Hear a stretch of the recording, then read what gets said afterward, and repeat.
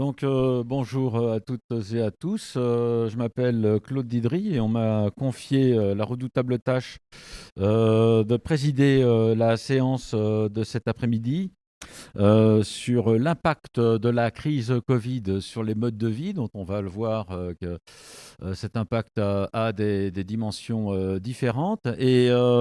Nous allons adopter un ordre d'intervention qui est sensiblement décalé par rapport à l'ordre indiqué sur le programme, en commençant par Anaïs Fléché, qui est en visio et que j'ai devant moi. Donc, c'est très bien. Sur la question, une question un peu musicale, d'après ce que j'ai compris, Anaïs, dans votre article. Ah oui, je peux dire aussi que les interventions ont des supports hein, qui sont des interventions que vous avez faites dans des médias, je pense des articles dans The Conversation. Et puis vous, Anaïs, je me souviens plus dans quoi vous êtes intervenu. Dans quelle revue? Dans Mediapart et dans l'histoire. Voilà, c'est ça. Magazine Histoire. Donc c'est cela que j'avais sous la main. Et ensuite, nous entendrons Yann Demolly, qui est maître de conférence à l'UVSQ, qui va nous parler plutôt mobilité et voiture, hein, j'ai retenu, donc le grand retour de la voiture. Et puis, nous conclurons, donc à l'inverse de l'ordre proposé, avec Pauline Bec de Lièvre, qui va nous parler du sens du travail dans cette crise Covid, dont on sait que le travail a été un des aspects importants dans les mutations constatées. Voilà, donc sans tarder, Anaïs, je vous confie la parole. Pour combien de temps, mesdames et messieurs, la directrice et le directeur pour une quinzaine de minutes, donc, on vous laisse donc revenir sur votre réflexion. Alors, je crois il y avait une réflexion sur les chansons et la culture populaire dans mon souvenir, qui va donc nous plonger au cœur d'une forme de distraction dans une période grave, mais peut-être pas uniquement. Donc, à vous la parole. Merci beaucoup Claude. J'espère que vous m'entendez tous bien et je suis vraiment désolée de ne pas pouvoir être physiquement parmi vous. Je voulais aussi pour commencer remercier Maryse Bresson et Pierre Vivanti de m'avoir invité à participer à ce colloque très stimulant et surtout très nécessaire à mes yeux. Et je leur suis d'autant plus reconnaissante que je ne suis pas sociologue, je suis historienne et que mes recherches qui portent sur l'histoire sociale et culturelle de la musique sont a priori très éloignées de la crise actuelle. J'ai néanmoins été amenée à intervenir dans le débat dans le courant du mois d'avril avec un premier texte sur les usages sociaux de la musique en temps de crise, puis en septembre, donc avec la parution de ce numéro du magazine Histoire intitulé Comment une pandémie change le monde.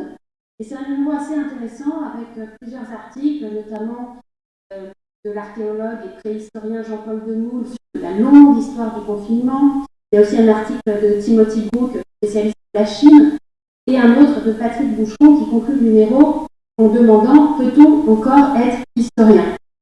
Donc une interrogation fondamentale qui rejoint peut-être celle de notre table ronde, puisque au fond, si la pandémie a provoqué de profonds changements dans nos modes de vie, comment les analyser à chaud et peut-être encore plus fondamentalement, pourquoi le faire, pourquoi intervenir dans le débat.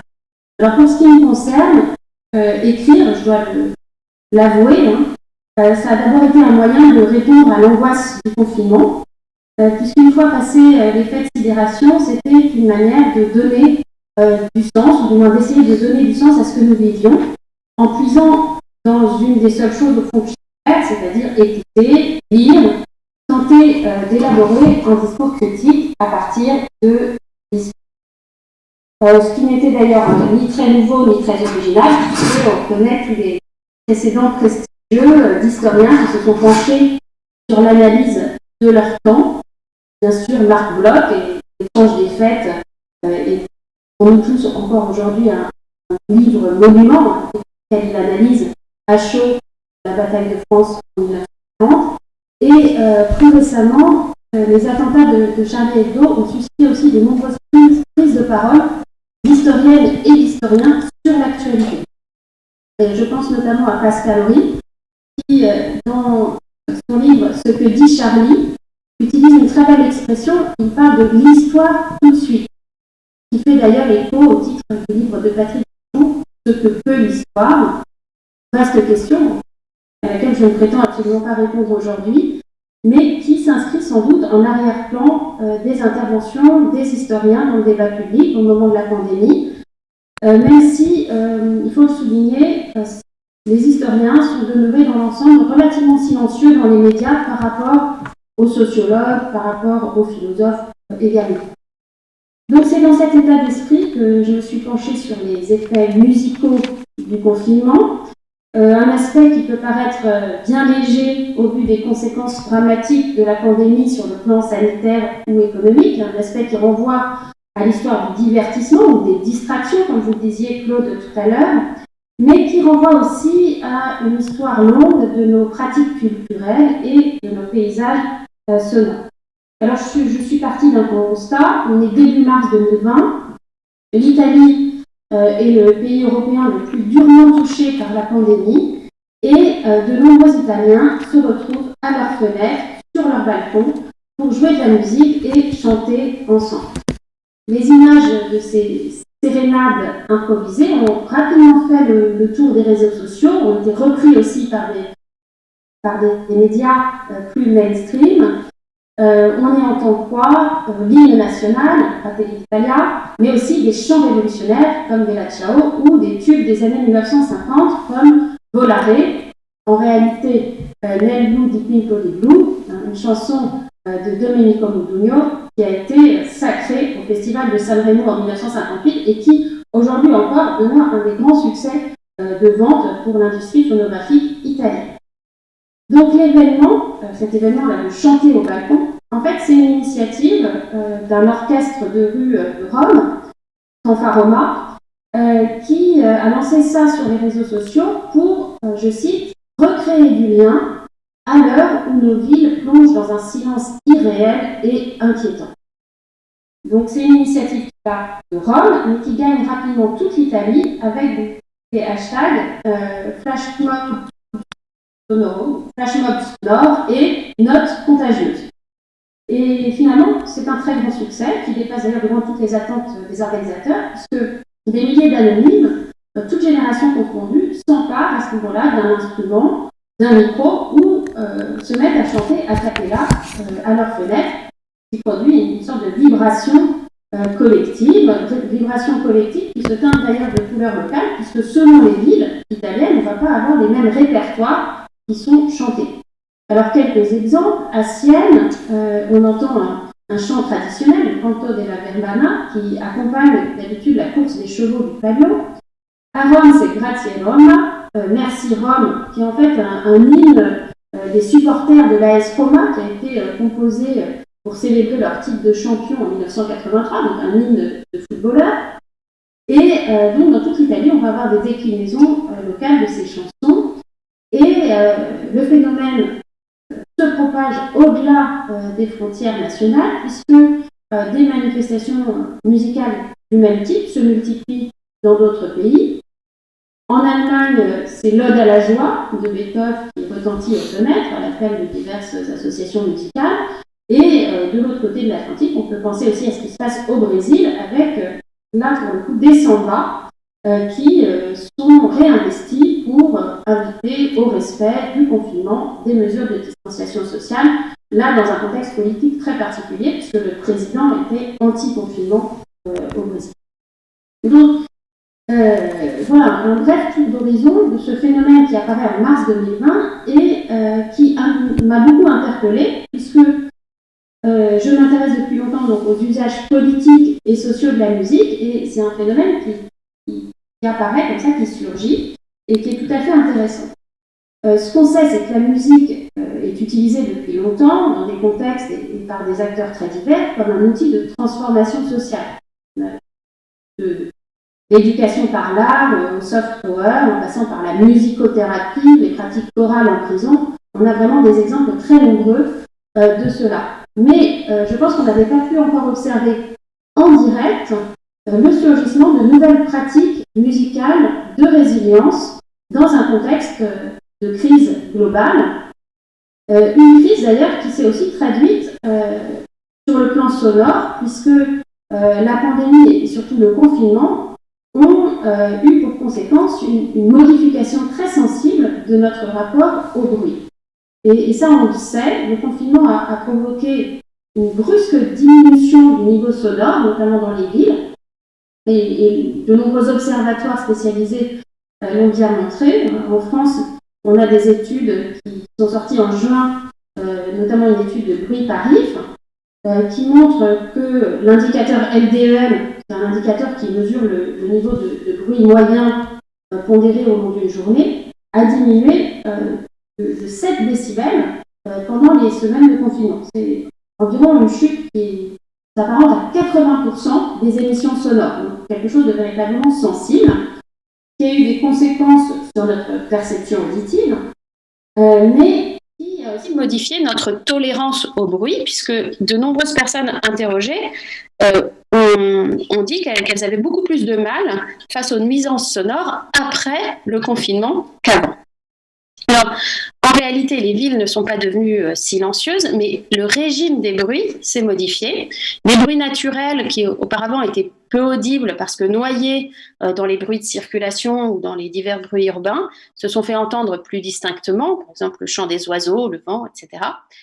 Mais aussi, dans une version peut-être moins champêtre et moins idyllique, les sirènes des ambulances qui traversaient les villes et qui ont servi de fond sonore à ce confinement.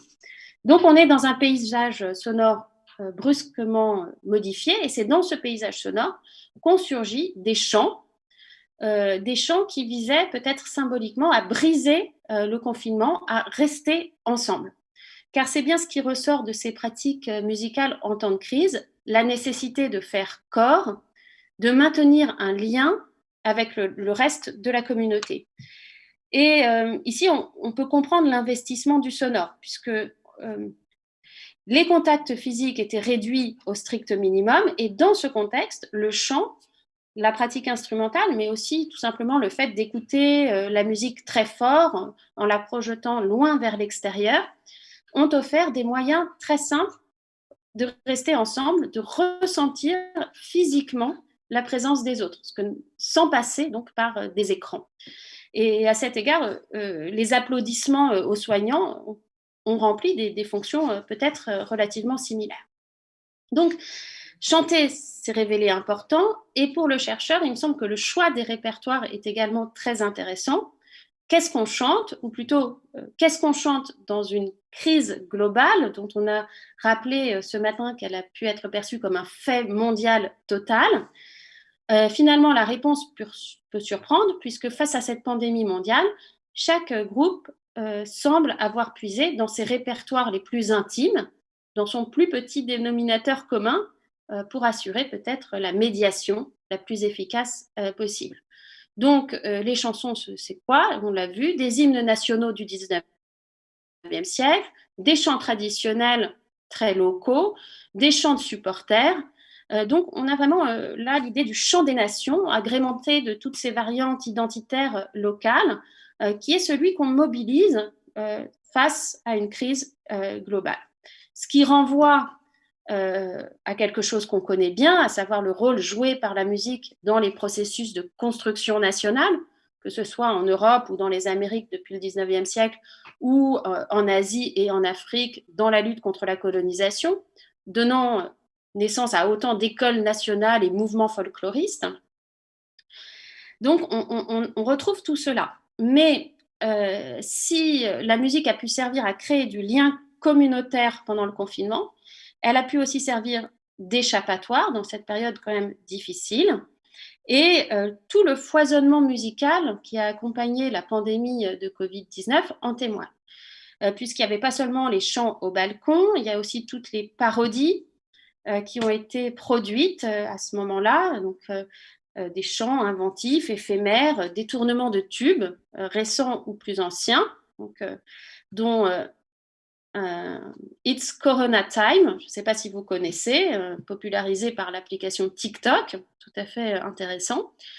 Donc on avait ces parodies, il y a eu aussi tous les journaux d'artistes confinés, comme le violoniste Renaud Capuçon, postant sur Twitter une œuvre par jour qu'il interprétait donc chez lui. Et surtout, ce qu'on a appelé ce que j'ai appelé d'ailleurs, je ne sais pas si c'est un nom déjà institué, les concerts en mosaïque qui ont été enregistrés depuis chez eux par les musiciens de grande formation. Donc, on a eu le Boléro de Ravel par l'Orchestre national de France, l'Ode à la joie par l'Orchestre de Rotterdam, etc., etc. Et aussi toute une série de performances live postées avec le hashtag Together at Home, avec toutes les célébrités qui s'y sont mises, Bono, les Rolling Stones, Elton John, Jennifer Lopez, etc., etc. Donc, on a là vraiment quelque chose d'intéressant parce que ça renvoie à la fois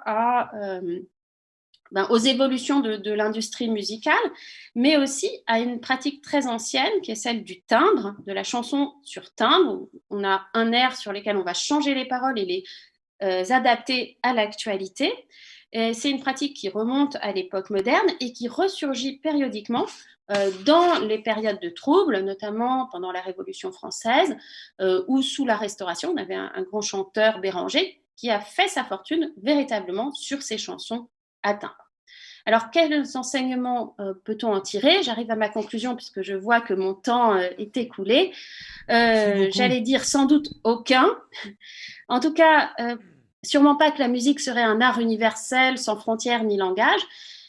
Il en va ici, à mon avis, des émotions, de ce collectif qui s'est imposé dans un moment où l'expérience individuelle a été prise en défaut, en quelque sorte, contrainte de s'incliner face à une lame de fond qui englobait toutes et tous. Mais il en va aussi de la fonction sociale de la musique, celle qui peut aider à surmonter les deuils collectifs après les grandes fêlures de l'histoire. Et à ce titre, le foisonnement musical qu'on a pu observer pendant le confinement doit nous amener à creuser davantage ces réflexions en associant, à mon avis, vraiment politistes, historiens et musicologues, mais aussi tous les spécialistes des sound studies, qui a un champ en plein développement aujourd'hui, pour essayer vraiment de réfléchir à cette question des usages et des fonctions sociales de la musique. Voilà, je vous remercie et je m'excuse si j'ai un petit peu dépassé le temps que vous m'aviez accordé. Merci Anaïs. Non, pour le temps, c'était parfait, hein. Et pour le reste aussi. Donc, je passe avec la légère transition de l'autoradio la parole à Yann Demolly sur la question des mobilités, le poids peut-être de la voiture et d'autres choses à travers un exposé sans doute fort argumenté aussi. Merci. Bien, bonjour à tous et à toutes. Merci beaucoup pour l'invitation. Alors, je vais vous parler aujourd'hui des mobilités à l'épreuve du Covid. J'espère qu'on voit un petit peu quand même cette photo en arrière-fond que je trouvais intéressante. Alors, ça résume un peu finalement cette forme d'angoisse quand même dans laquelle je suis de vous parler de mobilité après le Covid, parce qu'en réalité, on se trouve assez démunis pour parler de mobilité de façon en essayant d'anticiper au mieux ce qui peut se passer. Alors, pour vous situer le contexte, j'avais eu une demande d'interview au début de juin 2020 par le quotidien Le Monde. Et je crois que ça faisait suite à une interview que j'avais donnée sur la diffusion féminine de l'automobile en mai 2019. Alors, c'était une journaliste du même service. Et puis un peu plus tard, j'avais aussi été sollicité pour le mouvement des Gilets jaunes. Alors, finalement, je crois que ces sollicitations, c'est pas anodin, puisque les mobilités, elles sont finalement frappées par une double crise. Il y a eu cette crise des Gilets jaunes, qu'on oublie, que la crise Covid nous a peut-être fait oublier rapidement. Et ce qu'il y a de tout à fait inédit dans la crise du Covid, c'est qu'elle concerne toutes les formes de mobilité. Alors, je ne sais pas si vous connaissez cette typologie des mobilités. Et à vrai dire, elle est assez utile pour comprendre comment finalement se déplacer peut se résumer en 4 types de déplacements. Alors ce qu'on fait aujourd'hui pour aller à la MSH et rentrer chez nous, c'est de la mobilité quotidienne.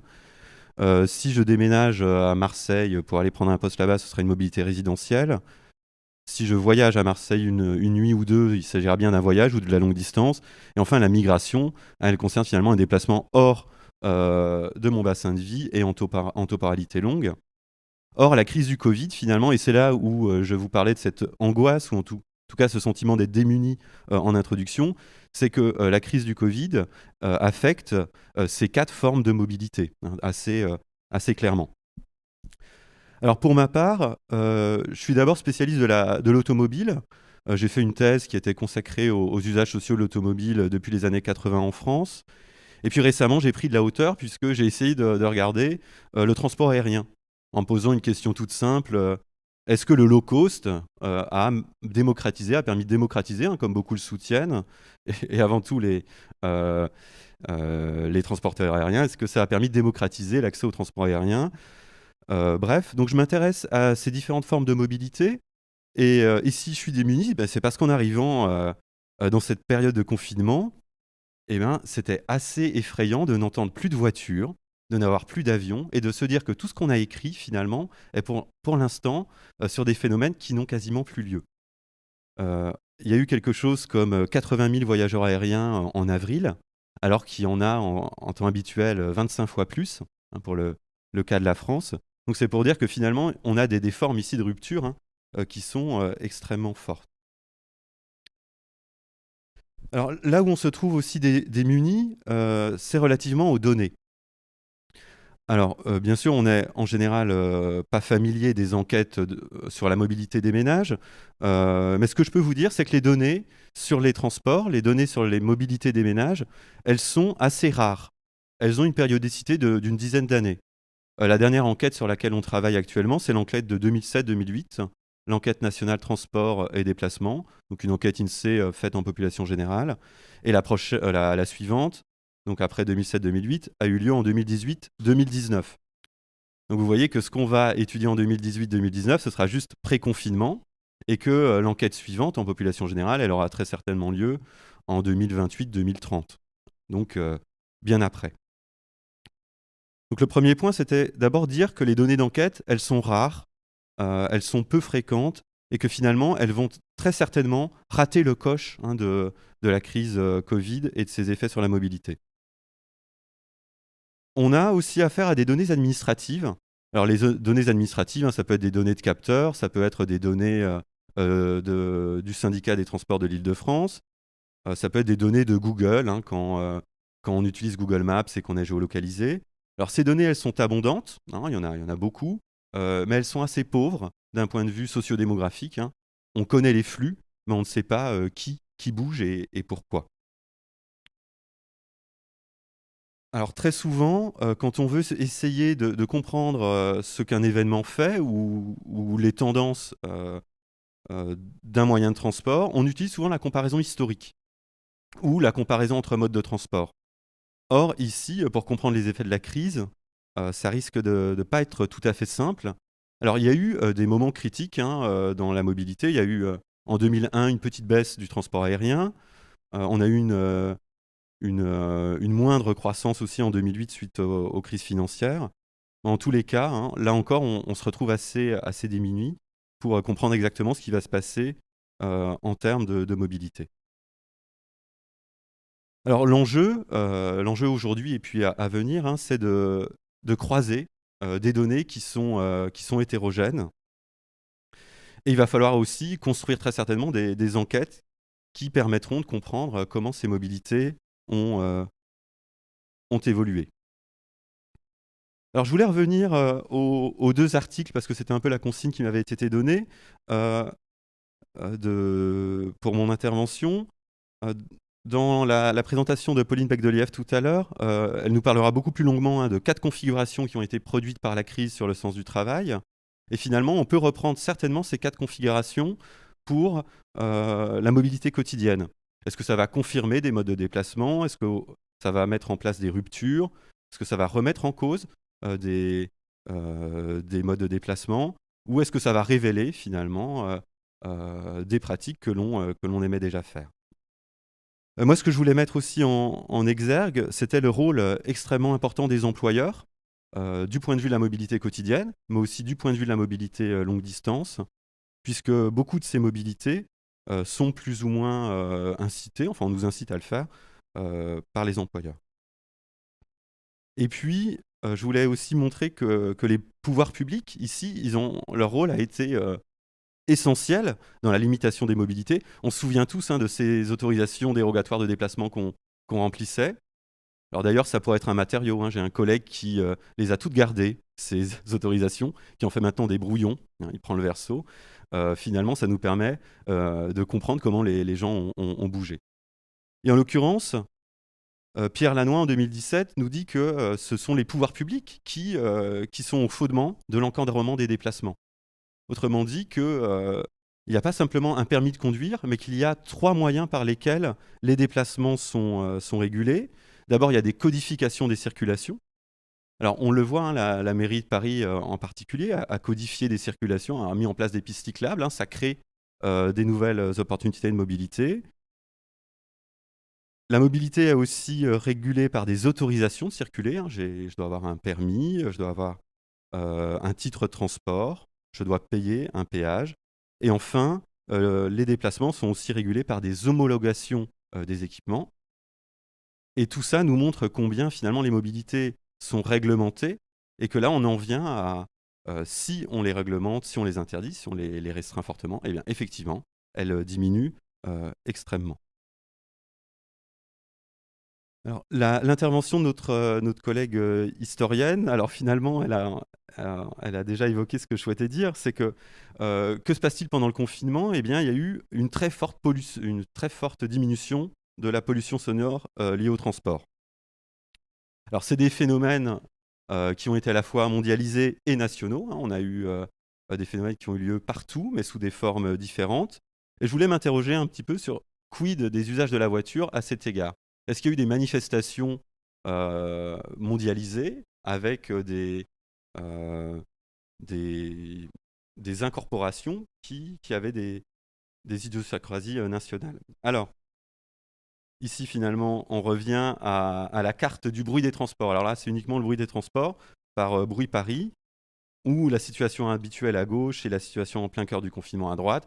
Plus sévère, plus le niveau sonore est bas. Alors là, il s'agit uniquement des bruits des transports. Donc effectivement, quand il n'y a plus de bruit de transport, eh bien, on peut faire de la musique. C'était un peu cette idée. On a aussi réutilisé la voiture d'une façon originale. Alors, la voiture a parfois été ce moyen de manifester. On monte dans la voiture pour manifester. Et c'est arrivé en Espagne, par exemple, ici. Alors, l'article date de mai 2020, où la voiture, en période de confinement, permettait de manifester. Puis là, on a l'impression qu'on est dans le même cadre national. Eh bien, on est cette fois-ci aux États-Unis, dans le Michigan, et on a également des manifestations en voiture. Quand on va dans la rue, quand on regarde les voitures stationnées, maintenant, il n'est pas rare de voir ça, de voir le petit masque qui est attaché au rétroviseur.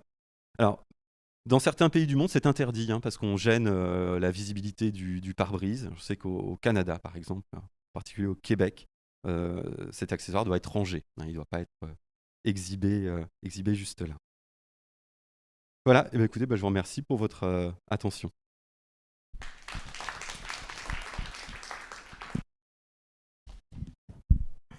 Bonjour à tous, je suis Pauline de Bec de Lièvre, je suis maître de conférence en gestion à l'ENS Paris-Saclay et membre du laboratoire IDHES. Donc tout d'abord, je voulais vous remercier d'être là aujourd'hui, merci de votre participation. Et donc je vais vous parler d'un travail de recherche que j'ai mené avec un de mes collègues, François Grimat, sur la crise du Covid-19 et le sens du travail. Comment est née déjà cette recherche au moment du confinement, en échangeant sur d'autres terrains de recherche, je me suis aperçue qu'il y avait un gros choc de carrière. C'est ce qu'on va mobiliser après par la suite, en disant que les personnes ont vécu une vraie épreuve au niveau professionnel, ce qu'on appelle choc de carrière par Ackermans en 2018. Et ce choc de carrière, qu'est-ce que c'est ? C'est quelque chose qui est impensable, imprévisible, sur une durée précise, et qui oblige l'individu à repenser sa carrière. Et là, c'est donc au cours des différents échanges que j'avais eus sur d'autres recherches, j'ai échangé avec des personnes sur ce sujet et j'ai vraiment vu qu'il y avait un choc de carrière important et que ce choc de carrière, en fait, avait un effet sur le sens du travail et que ces personnes s'interrogeaient sur leur travail. Il y avait vraiment une réflexion qui est je me retrouve du jour au lendemain chez moi, en télétravail ou sans activité professionnelle parce que je suis mis au chômage partiel. Qu'est-ce que veut dire mon travail? Quel sens il a? Et ce qu'on a vu aussi, ce qu'on a aussi cherché à comprendre, c'est on avait un choc de carrière qui était très important, mais qui a entraîné aussi des contraintes personnelles fortes. Et là, je vais revenir par la suite sur le sujet, où on a vu des personnes qui devaient travailler tout en devant s'occuper de ses enfants, en étant à la maison. Donc, on avait un double choc. Et ce choc de carrière a entraîné vraiment une remise en cause du sens du travail.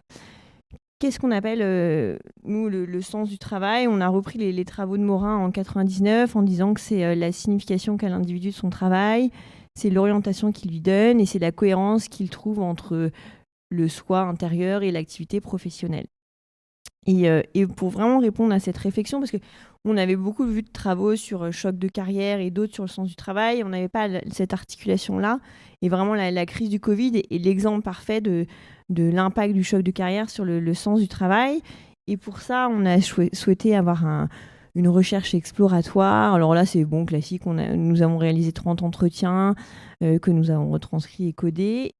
Et ce qui est vraiment intéressant dans l'analyse de nos données, c'est qu'on a identifié une typologie avec 4 transformations majeures du sens du travail. La première, c'est la révélation du sens du travail. L'individu pouvait ne pas avoir identifié au départ le fait que son travail avait du sens pour lui et pour les autres.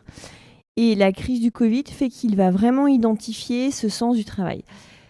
On a plutôt le cas pour des personnes qui, par exemple, étaient ouvriers et produisaient en fait des respirateurs artificiels où dans la société, au départ, c'était pas quelque chose qui était important et avec la crise du Covid, leur travail a vraiment fait du sens. C'est la même chose, alors c'est pas dans nos entretiens, mais ça rejoint ce qui a été dit sur, par exemple, tous les éboueurs qui avaient une activité qui en fait était essentielle pour la société et qui n'avait pas forcément de sens au départ pour nous et pour eux. Et la crise du Covid a permis en fait de montrer ce sens. Cette révélation du sens, elle s'est observée plus particulièrement sur des personnes qui étaient en début de carrière.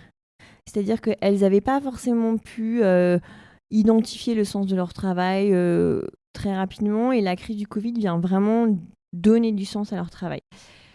Cette révélation, elle est accentuée par plusieurs entre guillemets, caractéristiques contextuelles et caractéristiques personnelles. La révélation est plus forte chez les personnes qui n'avaient pas d'enfants à s'occuper chez eux. Elle était également plus forte lorsque l'entreprise ou tous les employeurs mettaient en place des mesures d'accompagnement ou de prise en compte des contraintes personnelles. Et ça, c'est vraiment un élément, on en a même parlé au déjeuner, c'était intéressant, en disant, voilà, si l'employeur ne prend pas en compte les contraintes personnelles, même si votre travail a du sens, ça ne va pas vous permettre de donner du sens à votre travail. Et donc, c'est vraiment un élément qui était important, qui était je trouve du sens dans mon travail si mon employeur me soutient dans mon activité personnelle et professionnelle. La deuxième typologie intéressante, c'est la confirmation du sens du travail. Donc là, c'est plutôt pour des personnes qui avaient déjà identifié le sens de leur travail. Et la crise du Covid vient juste confirmer ce sens. Donc, c'est des personnes qui avaient déjà une expérience, qui avaient déjà des responsabilités dans les entreprises ou dans la fonction publique et qui vraiment avaient déjà identifié ce sens du travail. La troisième typologie qui est intéressante, c'est plutôt la remise en cause du sens du travail. La personne était rentrée dans le marché du travail, elle n'avait pas forcément identifié le sens de son travail, elle se questionnait et la crise du Covid vient vraiment remettre en cause ce sens du travail. Et cette partie-là, cette remise en cause, elle est encore accentuée par le soutien de l'entreprise, par les contraintes personnelles. Quand on parle de soutien de l'entreprise, c'est aussi, par exemple, la mise au chômage partiel brutal sans explication est un facteur qui va aggraver cette remise en cause du sens du travail. Lorsque l'entreprise a expliqué pourquoi elle mettait au chômage partiel, quelles étaient les conditions financières d'accompagnement, ça permet de donner du sens. Et au contraire, là, dans ce cas-là, ça a remis en cause le sens du travail. Et enfin, la dernière typologie intéressante, c'est la rupture de sens du travail. C'est-à-dire que l'individu avait pu donner du sens à son travail et la crise du Covid vient casser ce sens. Et pardon, je vais me déplacer parce que sinon il faut que je bouge un petit peu. Cette rupture de sens, elle est vraiment forte. C'est-à-dire que l'individu ne donne plus aucun sens à son travail et ne voit plus l'intérêt de son travail. Et cette rupture, elle est accentuée par des difficultés personnelles, c'est-à-dire le fait d'avoir des enfants chez soi, ça a joué. On a aussi identifié que le genre était influencé par ça. C'est-à-dire que les femmes qui avaient des enfants dont elles devaient s'occuper étaient beaucoup plus en rupture de sens lorsqu'elles devaient s'occuper d'eux et n'avaient pas d'accompagnement de la part de l'employeur. Le manque de soutien, le manque de communication, le rôle du manager aussi est important. C'est-à-dire que le manager, par sa communication hebdomadaire, permet de donner du sens. Et dans notre dernière typologie, la rupture de sens, elle est liée aussi au rôle du manager qui ne va pas contacter le salarié ou le... Bon, quand je parle de salarié, je considère qu'on parle aussi de la fonction publique, hein, mais il ne va pas contacter le salarié, il ne va pas prendre de nouvelles, il ne va pas échanger sur d'autres difficultés. Ce qui fait qu'en fait, ces 4 typologies-là montrent que certaines personnes vont chercher une mobilité à court ou moyen terme. Le fait de perdre le sens de son travail va orienter vers une mobilité à court terme assez rapide. Et là, on a vraiment des profils de personnes qui ont dit voilà, on veut chercher un nouvel emploi parce qu'on n'a pas trouvé de sens dans notre travail, toute notre activité n'a pas de sens, donc on est dans une démarche de mobilité. Il faut quand même relativiser cette démarche de mobilité à des profils plus ou moins différents. Ceux qui étaient en début de carrière ont bien conscience qu'ils vont avoir des difficultés pour retrouver un emploi. Donc, ils ont un souhait de mobilité à moyen terme, mais pas à court terme, parce qu'ils n'ont pas l'expérience suffisante. Voilà, donc c'est toute notre recherche. Alors, on a souhaité la développer parce qu'en fait, on pensait que le Covid, entre guillemets, comme tout le monde, allait s'arrêter et qu'on allait avoir une reprise beaucoup plus forte. Ce qu'on s'aperçoit, c'est qu'on est donc dans un déconfinement, semi-confinement. Donc, on est en train de refaire une deuxième vague d'entretien pour justement voir est-ce que ce sens du travail évolue ou pas et comment est-ce que les personnes se situent par rapport à ça. Et voilà.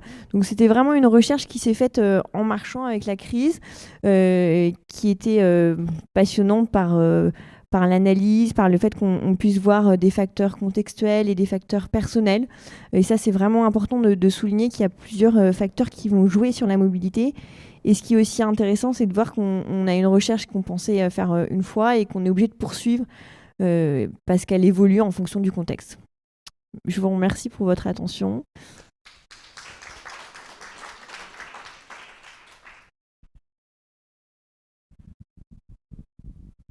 Merci beaucoup, Pauline. Donc, vous pouvez regagner votre place si vous voulez, ou vous voulez rester là, comme vous voulez.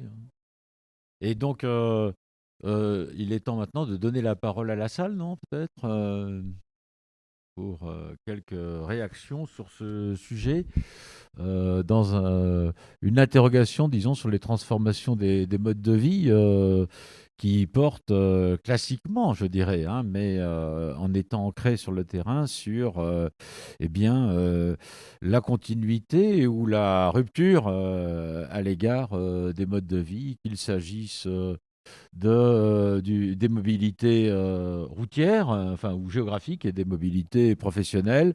Alors après, je ne sais pas ce qu'il en est du côté musical. Il y a peut-être à l'inverse, là, le retour vers des valeurs sûres, hein, puisque les années 50 sont, paraît-il, bien représentées dans les chants dont les uns et les autres ont agrémenté la période difficile que nous traversons. Voilà, donc...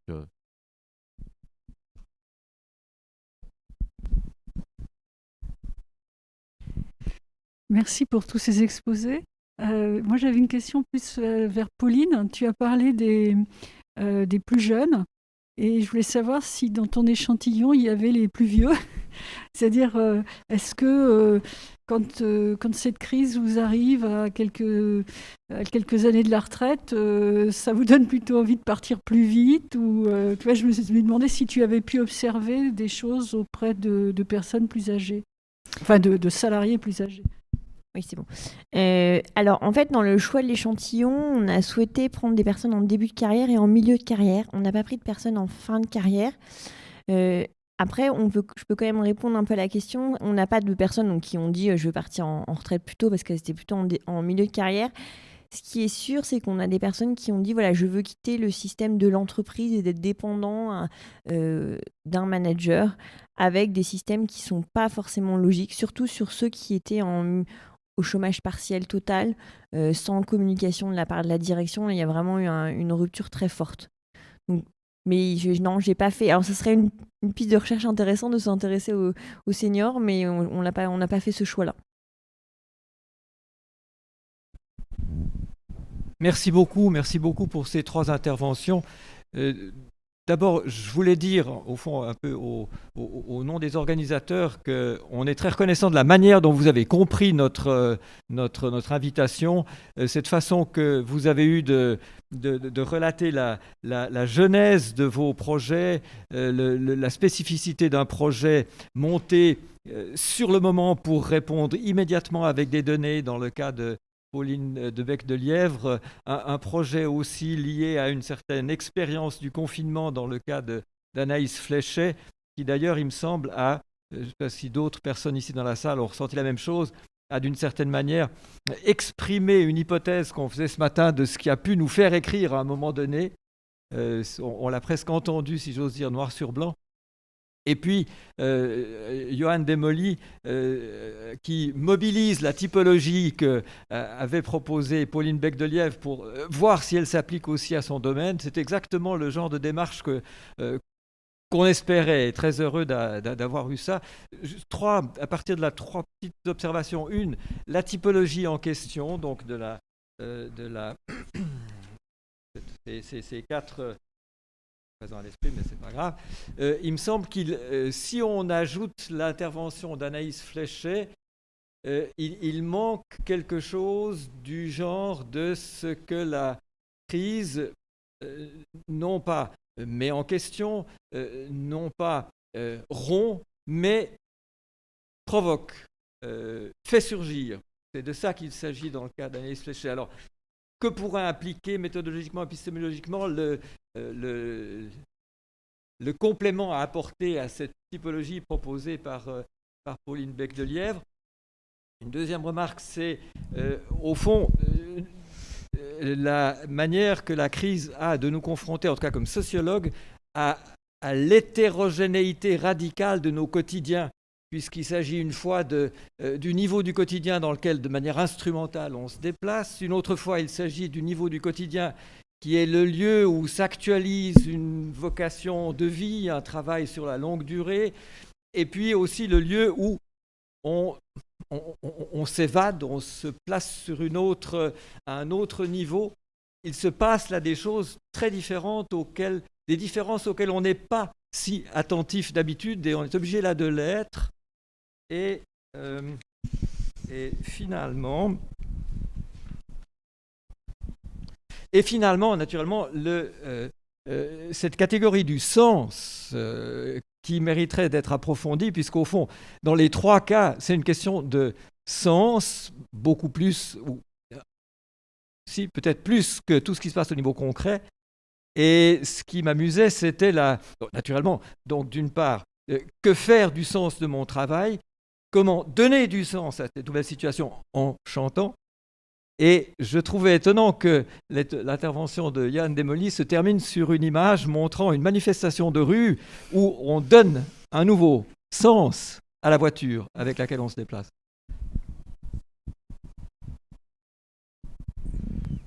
Question ?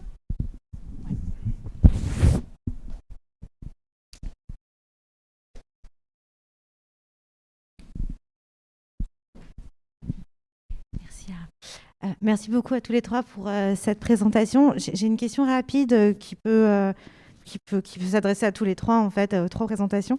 C'est dans vos recherches, peut-être que ce sera pour la suite d'ailleurs, mais quel serait l'impact de l'économie, en tout cas de la prise en compte des changements économiques qui sont en train de survenir actuellement ou qui ont pu survenir déjà dans les derniers mois étudiés sur ces changements de mode de vie.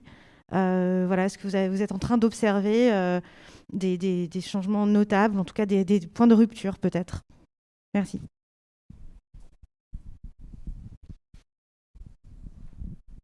Alors, je commence et puis je vous laisse savoir. Voilà. D'accord. Le changement qu'on voit là quand on est en train de faire notre deuxième vague d'entretien, c'est qu'on est plutôt dans une situation d'attente. Tous les interviewés que nous avons eus avaient un souhait de mobilité et vu la conjoncture se mettre entre guillemets en pause. Et il y a vraiment une réflexion qui est est-ce que je quitte mon emploi alors que je suis en risque économiquement, donc ce qui fait qu'il y a vraiment pour l'instant, moi ce que je vois l'impact, c'est une situation d'attente, une vraie situation d'attente qui pour l'instant n'est pas résolue et qui à mon avis ne sera pas résolue tant que la crise sanitaire n'aura pas évolué dans le temps. Oui, merci. Alors, pour répondre aux nouvelles formes finalement qu'aurait pu produire la crise Covid sur les formes de mobilité, alors, j'ai que cet exemple anecdotique en tête, mais il est assez saisissant. C'est qu'il existe désormais des nowhere flights, des vols pour nulle part, où on prend un vol à partir d'une capitale. Alors en général, c'est dans l'hémisphère sud. Alors il y en a qui partent de Sydney et qui volent 6 heures pour revenir à Sydney. Et récemment, j'étais sur un site qui s'appelle Flight Report. Alors Flight Report, j'utilise pour faire autre chose. Pour faire quelque chose, c'est des passionnés d'avion qui racontent par le menu, et vraiment par leur menu, tous leurs vols. Ils ont pris une business class entre Paris et Doha et ils vous photographient entre 50 et 60 fois le plateau repas, le siège, etc. Et j'ai vu un de ces blogueurs qui fait Rennes-Paris le matin en TGV et qui ensuite fait Roissy-Charles de Gaulle, Rennes en avion. Voilà. Il souhaitait prendre l'avion. Voilà. Donc je pense qu'il y a peut-être ces nouvelles formes de voyager pour voyager. Alors peut-être que c'est pas si nouveau pour d'autres moyens de transport, mais pour l'aviation, je pense que c'est pas un peu inédit. Alors, du point de vue des conséquences économiques de la crise, moi, je vais peut-être parler de ce que je connais bien, mais c'est sur que va-t-il se passer sur la démocratisation du transport aérien. Alors, en l'occurrence, on voit que le transport aérien s'est assez faiblement démocratisé en réalité depuis 40 ans. On peut imaginer que la restriction de l'offre fasse qu'en réalité, on fasse même encore machine arrière et qu'on ait des formes de ségrégation encore plus forte dans le secteur aérien qu'on avait à faire il y a 20 ans. Quoi. On peut l'imaginer. Que les billets, on peut imaginer qu'il va y avoir un renchérissement très fort des billets. Question ?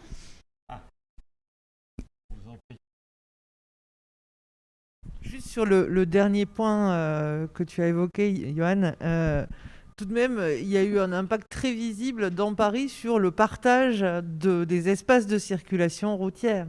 On a ouvert des espaces de circulation au vélo qu'on a fermés aux voitures à occurrence. Quoi.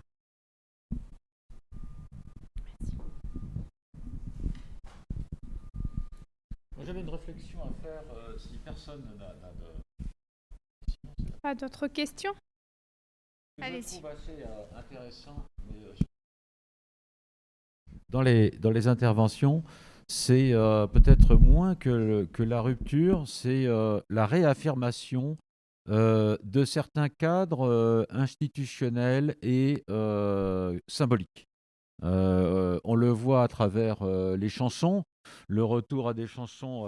Alors bon, naturellement, heureusement, on n'a pas ces chansons totalitaires des années 30 qui reviennent, heureusement, sauf dans quelques manifestations allemandes de temps en temps, mais on a le retour à des chansons qui sont routinières, qui sont mobilisatrices, avec Bella Ciao, etc. Du point de vue des transports, on a le retour de l'automobile qui fait quand même aujourd'hui plus que de la résistance dans le contexte du déconfinement. Et puis, il me semble, dans le domaine du travail, dans ce que vous présentez, Pauline, il y a aussi un retour du salariat avec, en un sens, une remise en cause de l'indépendance, même si j'ai bien compris, certains salariés sont soucieux d'échapper à la tutelle de leur manager. Mais malgré tout, on sent bien que dans cette position d'attente, le cadre du salariat l'emporte sur celui de l'indépendance, qui a quand même été au cœur, disons, d'une société qu'on a appelée la Startup Nation, avec le souci de faire évoluer le droit du travail, d'avoir de grosses réformes qui suscitaient aussi des crises sociales. Et là, on a autre chose. Le président de la République lui-même a parlé des nouveaux jours heureux. Est-ce que finalement cette crise n'est pas plutôt une crise qu'on pourrait qualifier une crise de l'idéologie, c'est-à-dire cette idéologie de la flexibilité dans le domaine du travail, comment on pourrait dire, dans le domaine de la musique, de la fuite technologique vers des rythmes mécaniques, et du côté des mobilités, vers une forme d'idéalisation de la mobilité verte, pour revenir à des cadres bien établis par rapport à ce qui se pratiquait avant le Covid. Donc, au lieu de chanter les louanges de l'évolution, du changement, est-ce qu'on n'a pas justement, par rapport à une idéologie du changement permanent, de la réinvention de soi constante, est-ce qu'on n'a pas plutôt quelque chose qui réaffirme des cadres fondamentaux, des faits sociaux, dirait le sociologue, plus que des changements circonstanciels? C'est une sorte de révélation de ce qui existe, quoi. Bon, après, vous n'avez peut-être pas de réponse. Non plus, d'ailleurs. Je rajouterais juste par rapport aux indépendants, en effet, il y a une chute de l'activité économique qui a été très forte, qui s'est observée. Et donc oui, il y a une vraie question sur la flexibilité. Est-ce que cette flexibilité est vraiment, elle a pu être choisie avant la crise liée à la Covid-19?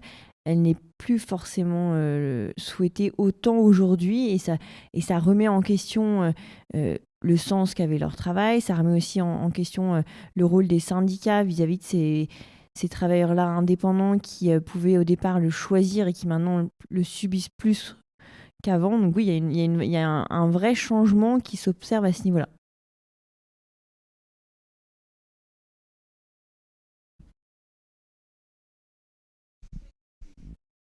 À la fois pour rebondir sur la question qui avait été sur le retour du vélo et sur les remarques de Claude, l'idée, je crois vraiment que c'est que la circulation, c'est quelque chose de fondamentalement réglementaire. Là, si on met des pistes cyclables, on fait rouler des vélos.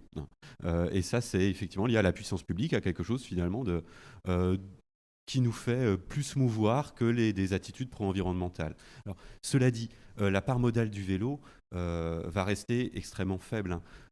Aussi parce que notre outil statistique, il est mal adapté pour y répondre. Si on voit ce que font beaucoup de Parisiens ou de Franciliens, on prend le vélo pour aller jusqu'à une station de métro ou de RER, et ensuite on prend les RER. Or, la question que l'on vous pose, c'est quel est le moyen de transport principal pour vous rendre? Et en général, c'est le principal en termes de nombre de kilomètres, et on ne verra pas le vélo, mais on verra le RER. Donc, il est très probable que ces évolutions, on les voit peu à cause de notre outil.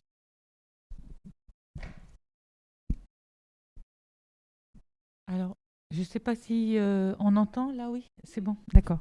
Du coup, alors d'abord, je voulais dire quelque chose sur sur l'ensemble de la table ronde qui me réjouit, qui me fait très plaisir. C'est qu'on a essayé effectivement d'avoir une table ronde pluridisciplinaire. Et en fait, voilà, je voulais dire, je trouve que ça fonctionne vraiment très bien, qu'il y a un vrai dialogue, des vrais échanges et des vraies questions communes. Donc voilà, ce qui est très bien, et c'est une des choses que souhaite faire aussi la MSH. Alors la question que j'avais, moi, ce qui ressort, c'est vrai que le titre, c'est rendre compte de l'impact sur les modes de vie. J'ai trouvé que la question de la mobilité, était quand même un trait qui apparaît dans chacune des interventions. Et du coup, je me suis demandé, alors peut-être que voilà, vous pourrez répondre tous les deux du coup, est-ce qu'il n'y a pas aussi une question de la valorisation de la mobilité? On parlait même du sens de ce qui est fait. Et est-ce que du coup, dans cette période alors de crise, rupture ou changement, il y a eu un moment donné où on s'est dit la mobilité, elle n'est plus possible, mais elle est peut-être aussi dévalorisée. Est-ce que du coup, est-ce que c'est durable? Est-ce que ça va changer? Ou est-ce que c'est d'autres formes de mobilité qui émergent? Qu'en est-il de la mobilité, notamment physique, puisqu'il est question de ça, et du sens qu'elle a? Voilà, effectivement, je crois vraiment que la crise Covid, elle révèle que elle remet en cause la mobilité dans ce qu'elle est fondamentalement. Fondamentalement, être mobile, c'est changer de rôles sociaux. Quand je sors de chez moi pour aller à l'université, je deviens enseignant, ou quand je vais à la boulangerie, je deviens client, etc. Or, la crise Covid fait qu'on est un peu tout chez soi. On est le consommateur qui se fait livrer, on est le travailleur, on est le papa, le conjoint, etc. Et en réalité, alors peut-être que ça remet en cause l'idée qu'on a besoin d'être dans des lieux où la mobilité spatiale est facilitée. Peut-être que justement, ça va accroître cette mobilité résidentielle qu'on a vue au tout début du confinement. Grâce aux traces GPS des téléphones portables, on a vu qu'il y avait 17% des franciliens qui avaient déménagé de domicile juste avant le confinement. Donc effectivement, ces mobilités résidentielles, on peut penser qu'elles seront moins accompagnées de mobilité quotidienne. Enfin, c'est possible, mais ce n'est pas automatique. Oui, et je rajouterais sur ces mobilités résidentielles, il y a aussi des mobilités avec la mise en place du télétravail qui s'est beaucoup développée, avec des négociations d'accords dans les entreprises sur ce sujet-là. Comment est-ce que on va permettre aux gens d'être en télétravail? Qu'est-ce que l'entreprise va prendre en charge? Est-ce que c'est la connexion Internet? Est-ce que c'est le chauffage? Bon, il y a toute une réflexion qui se met en place où là, on n'est pas sur la mobilité de poste, on est vraiment sur la mobilité de lieu de travail qui est en réflexion sur voilà, tous ces aspects-là matériels et aussi organisationnels.